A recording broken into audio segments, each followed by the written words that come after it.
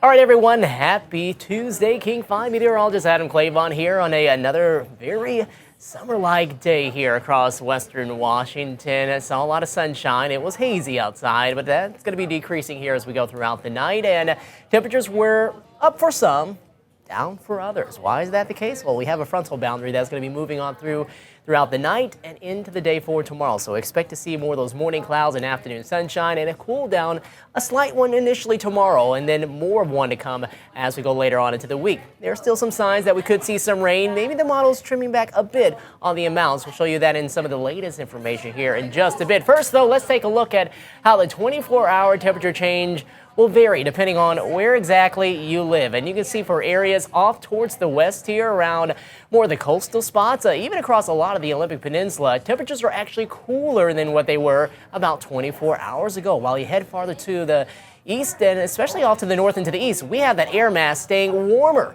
than where it was, about maybe as high as 13 degrees warmer here as of about the early part of the evening, 4 to 5 o'clock here into the evening. Now, we'll talk about what that means for our temperatures here as we head on into the night here in just a bit, but wanted to show you how the air quality has been impacted, but not quite to a large degree here across the area. A lot of that moderate air quality across a lot of the region with the smoke haze in place, seeing a little more of an impact up that way around the San Juans, but generally more of the areas off towards the east, especially across more of the western slopes of the Cascades. That smoke kind of gets banked up there, and so that's why you can see some of the unhealthy air quality there and very unhealthy air quality as you head farther north into BC. But then areas farther to the south and to the east, we'll be noticing things becoming a little worse again as we have that wildfire smoke beginning to work its way back off towards that side of the state, with the system coming on through and that westerly wind beginning to pick up and bringing that fresh air coming in from off of the coast here as we head on into the night and into the day for tomorrow. All right, here's a look at the forecast as we head on over the next 7-day stretch. We're going to see that temperatures will cool down from some of the 80s that we have seen here for this afternoon and actually drop back down into more of the upper 70s. Maybe a few 80s still out there for the day on Wednesday, but definitely seeing a cool down for more of the day tomorrow, and then we continue that cool down. And yeah, you'll see that the icons not quite as rainy as we go later on into the week. Chances of rain have diminished a bit, but we'll get more into that here in just a second. Let's talk about out this way towards Westport, where the cooler air was beginning to come in earlier here throughout the day. We saw a lot of that very damp, kind of gloomy look as we made our way throughout a lot of the day on Tuesday. Paulsbo, we got some of the hazy skies here, but good amount of sunshine too, piercing from between and from around and through that smoke haze that we have there and around Granite Falls. We will see a little more of the same up this way around Port Angeles, although maybe a little less as we head on into the evening. Definitely a lot less as we go throughout the nighttime hours. Our Tacoma camera looks very hazy. The Cascades off into the distance, those are completely blocked by the smoke haze, and kind of more the same here looking at our Everett camera too as we make our way into the latter part of our Tuesday. Here we are in Seattle. Temperatures have found their way into the mid-80s. A few more clouds beginning to stream in across the skies. We'll see those begin to dissipate as we go into the first part of the night, and then more of those clouds coming in with some patchy areas of fog for tomorrow morning, and temperatures dropping into the 50s here as we go deeper on into the night.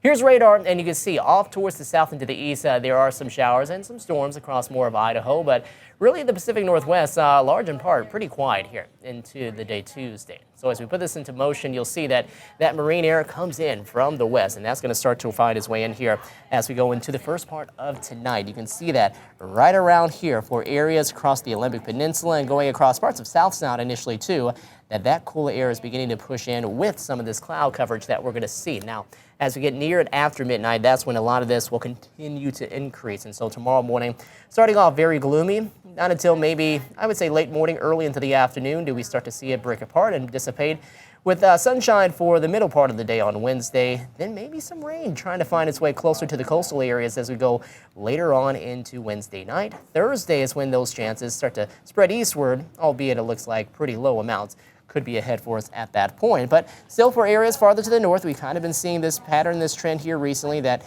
we'll have the better chances of keeping some rain in the forecast as we head on into that point mid to late into Thursday and heading to Thursday night. And some convergence zone activity too kind of remaining as we head on into that point right around here, parts of Camino and Whidbey Island and across northern Snohomish into Skagit and maybe southern Whatcom County. That's going to hang with us all the way, it looks like, into the day for Friday, but the majority of the moisture still looking to stay north of the border, heading up into BC. Now, later on, as we head into Friday night, that system finally works its way off towards the east. We'll have another one coming in from the north and west. That's going to help to produce maybe another chance. This one moving in maybe a little later than what models were showing yesterday. So as opposed to it coming in maybe Sunday night into Monday, it's looking more so into Monday night and then heading into the day on Tuesday before we see some of those showers come on through. And then we'll see more of that as we head on into the day on Tuesday. So looking at this right here, we've seen that some of the rain totals that we're going to be looking on a bit on the higher side have shifted a bit off to the north, still expecting the higher terrain across the North Cascades and across the Olympics to pick up anywhere between about a quarter to a half an inch, if not more, while areas for most of us in western Washington, especially right around more of the lowlands, probably looking at about a tenth of an inch, if not less, here as we head on into the latter part of this work week and into the start of next work week, with some of those areas right here, convergence zone activity may be seeing just slightly higher more, where we could see anywhere between a tenth to a quarter of an inch, due in part because of just some of that extra moisture kind of lingering around. So again, nothing that's going to be too impressive, but everything does kind of help, and at least we're not seeing a lot of hot and dry conditions.